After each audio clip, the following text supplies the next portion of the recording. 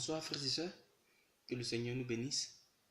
Aujourd'hui on va développer un thème qui est intitulé Jésus est-il venu seulement pour les chrétiens? Parce que Jésus, à ce que je sache, il est Dieu, il est Fils de Dieu. Jésus est-il venu seulement pour les chrétiens? On va prendre nos Bibles. On va prendre le livre de Matthieu au chapitre 2, Matthieu 2, verset 11. À la naissance de Jésus, les mages sont venus. Au verset 11 dit, il entra dans la maison et vit l'enfant avec sa mère, Marie. Il se mit à genoux pour adorer l'enfant, puis il offrit leur bagage, puis il ouvrit leur bagage et lui offrit des cadeaux, de l'or, de l'encens et de la myrrhe. D'abord, il faut que ça soit un peu clair dans nos têtes. Les mages là, ce n'étaient pas des juifs. Les mages là, c'est des gens qui consultaient. Ils n'étaient même pas dans la doctrine de Moïse.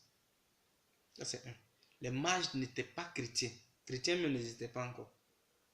Ils n'étaient pas juifs.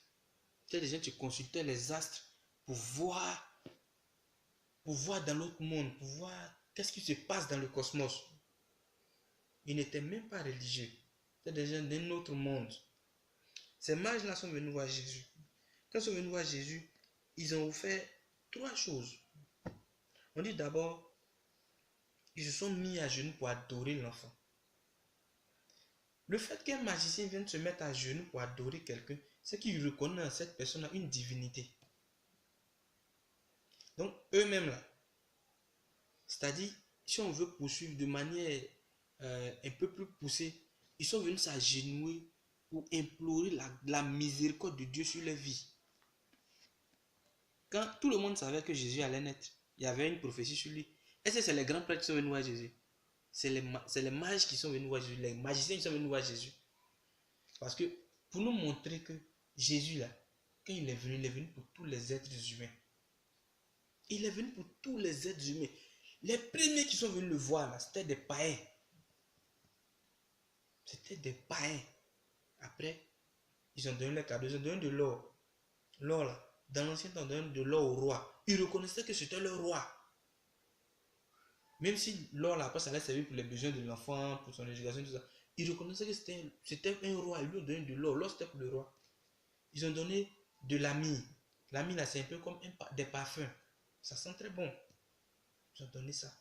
Pour que l'enfant soit à son aise. Ils ont donné de l'encens. L'encens là, c'est pour la prière.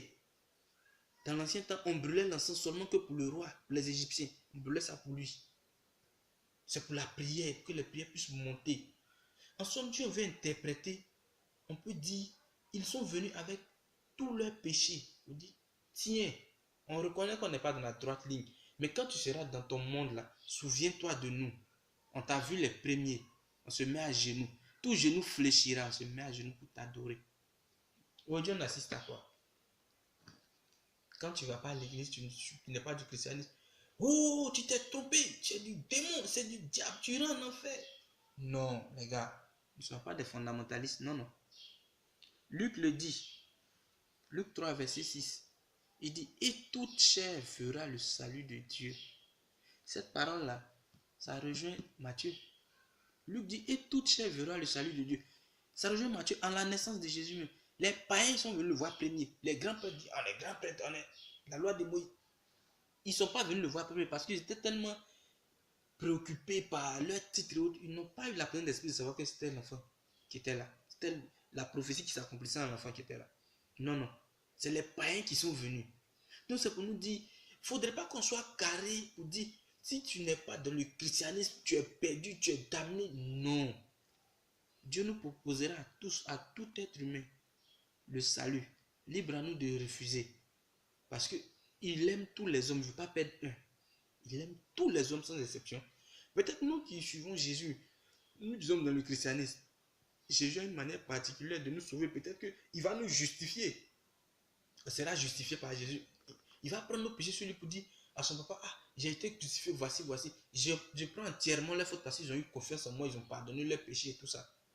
Il sait comment il va se débrouiller son papa. Mais pour celui qui n'a pas suivi Jésus, qui meurt, qui arrive devant Dieu là-bas. Dieu a son moyen de le sauver, ça je ne sais pas, mais Dieu a son moyen de le sauver. Hein? Si on me dit ça, c'est qu'on devient trop fondamentaliste parce que quelqu'un qui est dans une contrée, tu ne connais même pas Jésus, les évangélistes ne sont pas arrivés là-bas. Mais il vit naturellement, il vit selon les principes de la vie. Il n'a jamais tué, n'a jamais volé, n'a jamais convoité, n'a jamais fait ceci. Un homme très pieux. Vous allez me dire qu'il va en enfer parce qu'il ne connaît pas le nom de Jésus. Non, soyons sérieux. Arrêtons de crier sur tous les torts parce qu'on est chrétien, on est sauvé. Non. C'est parce qu'on est chrétien, on est sauvé. On est sauvé parce que nos cœurs sont bons. On aime notre prochain comme nous-mêmes. On aime Dieu de tout notre cœur, de tout notre être. Parce que dans tout ce qu'on fait là, c'est Dieu on recherche dedans. Et Dieu, il essaie, Dieu, il regarde le cœur. Donc arrêtons de crier sur tous les toits que les chrétiens sont sauvés en griffe. Telle religion, ils ne sont pas chrétiens et ils sont des morts. Non, non, c'est faux. C'est faux et c'est faux. Que Dieu nous bénisse, que Dieu nous garde.